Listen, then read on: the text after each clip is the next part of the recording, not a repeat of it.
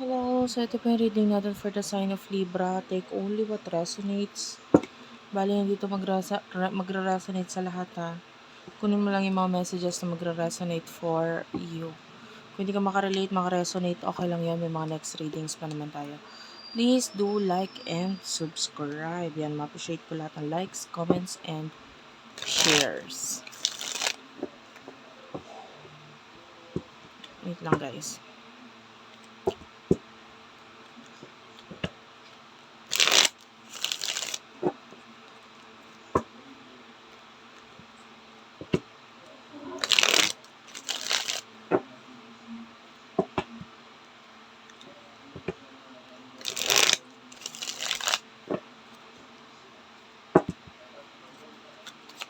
Libra. Timeless love reading. Eight of Pentacles is here. Followed by the Knight of Pentacles. And the Ace of Wands. The Empress. Wow. Nakikita natin you are focusing on yourself. Self-love, self-care, being happier. Ang ganda ng energy mo. Yung iba sa inyo, pinupush mo yung sarili mong maging mas better version. And it's working. No? You do have your guide, maybe mentor. Yung iba, this could be spiritually or sa totoong buhay. Sa realidad, merong mga tao sa buhay mo na tinutulungan ka, pinupush ka, gawin mo to, gawin mo yan. And kaya nila ginagawa yun, sinasabi yun, kasi yun naman talaga yung makakatulong sa'yo para maging mas better ka. And the Ace of Wands, in here, nakakita tayo ng new beginning for you. Maybe hindi pa siya masyadong malinaw sa inyo ngayon, but yung iba, it will be clear the more na lumalapit ka doon sa actions kung paano mo gagawin ito new beginning na ito. Mararamdaman or may experience mo yung result, which is very beautiful, by the way. You do have the Knight of Pentacles. Keep on pushing. Ganun talaga, sa una mahirap. I mean, I can see a person here na parang na nakita mo umaakyat siya ng diba? Ng parang bato na na gamit yung tali. Sa lahat ng training, hindi naman agad magaling ka eh. Diba? Ganon din sa buhay. May mga pagbagsak, may mga mahirapan ka muna, mapapagod ka muna, magi-give up ka muna. Pero, okay lang yung give up na pahinga tapos kinontinue mo pa rin. I feel like whatever this new beginning is, ilang beses ka ring bumagsak bago ka mapunta dito sa sisimulan mo na ito. And by this time na gagawin mo or sisimulan mo ito, mas dalubhasa ka na. Mas marunong ka na. Mas magaling ka na. And magiging mas madali na sa'yo kung ano yung proseso. Kung ano yung dapat gawin. Kung ano yung mas makakatulong para mas ma-achieve mo yung magandang resulta para sa'yo. Tell me about the person nakakonect mo.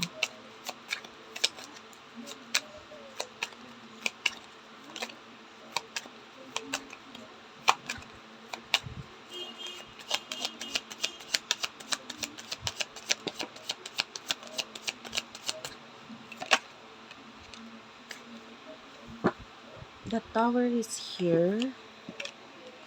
Seven of Pentacles.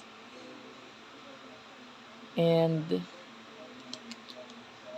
Three of Wands. Okay, this could be a person in the past. Namimiss ka na tong person na to. I feel like may mga sinabi siya sa'yo in the past na nakapagpasakit sa'yo ng husto. Pero yung iba sa inyo, hindi ka nag-give up or hindi ka nagpa-apekto dun sa mga sinabi niya. Namimiss ka niya, gusto niyang kamustahin ka, gusto ka niyang kausapin. Alam niya yung mga sinabi niya and guilty siya dun. I feel like hindi siya naging honest sa'yo. Nasaktan ka niya pero hindi niya kasi alam kung paano sasabihin sa'yo, ano dapat sabihin sa'yo. Ayaw ka niyang saktan pero wala siyang choice that time kundi gawin or sabihin yung mga bagay na yun. Tell me about the emotions here.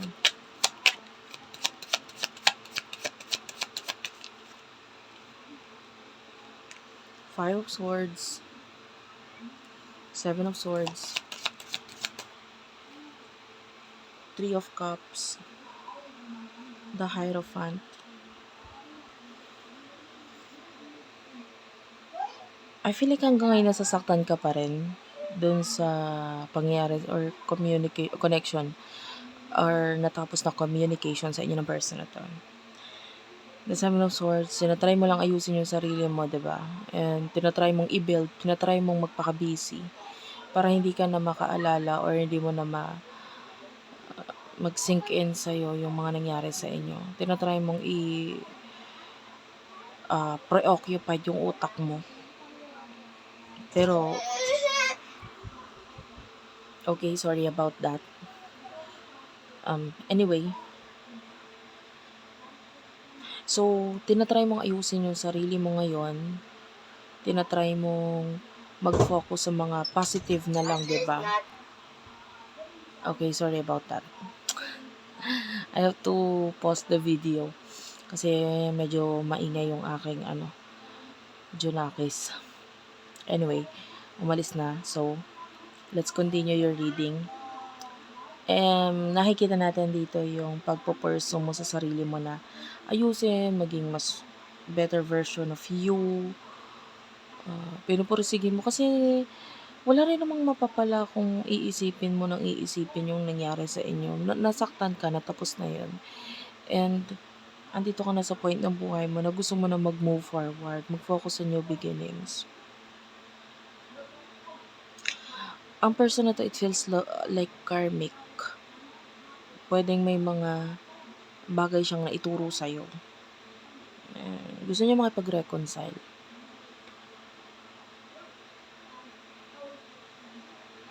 Pero alam niya pag makikipag-reconcile niya siya, kailangan niya kainin yung pride niya, yung mga ginawa niya, mga sinabi niya. And tell me more. Nine of Cups and the Five of Cups. Kaya lang kasi hindi niya ma-deny. I mean, hindi niya mapigilan na hindi malungkot ngayon sa mga nangyayari sa inyo. Sa mga nangyayari sa inyo. Hindi niya mapigilan hindi isipin to. The devil is here. Nagpapaka-okay lang siya kuno. Feeling, pinapakita niya okay siya, but deep inside, it's not. This person is not okay. Parang kasinungalingan lahat yun.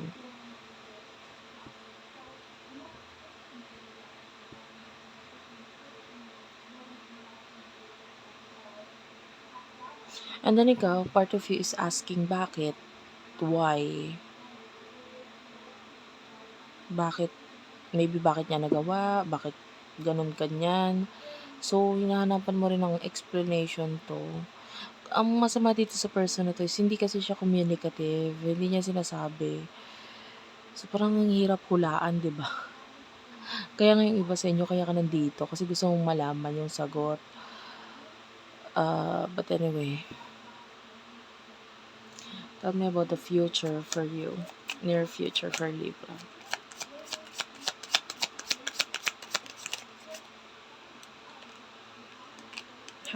Sorry, this is the Justice card. This is your Libra.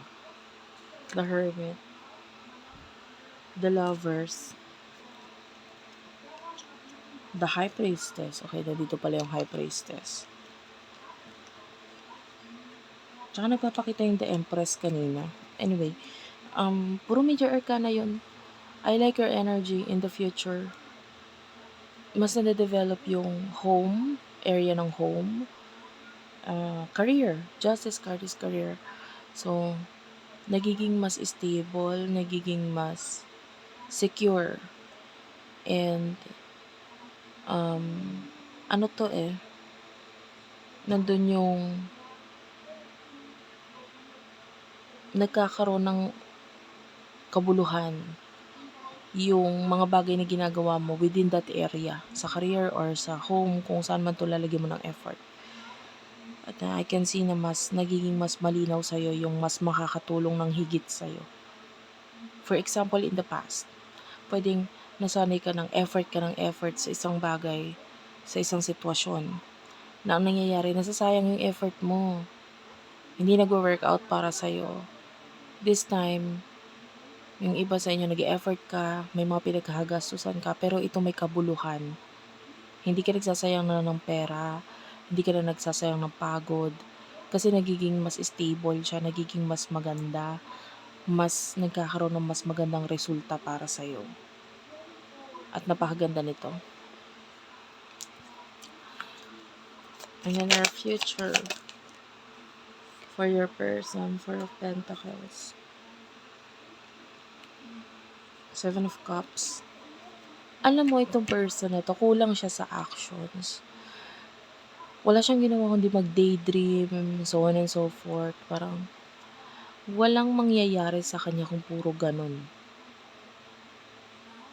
Nakakakita tayo ng immaturity. Kahit anong push or kahit anong tulong mo dun sa isang tao, kung hindi niya tutulungan yung sarili niya, wala The Three of Pentacles is here. Mga wishful thinking dito sa person na to. Three of Swords.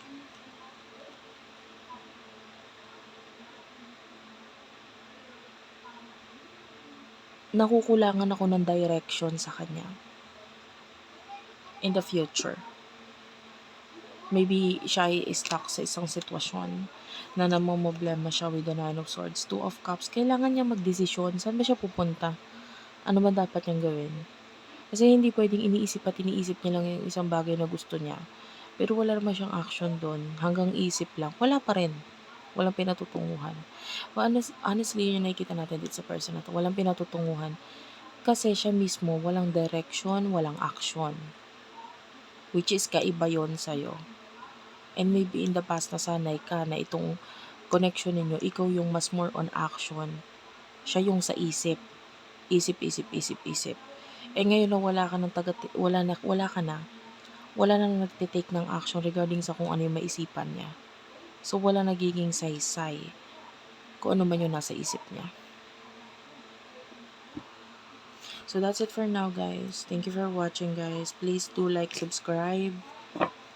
Ayan. And comment down below. Ma-appreciate ko lahat ng likes, comments, and share. Maraming salamat sa inyo. Ingat palagi and bye-bye.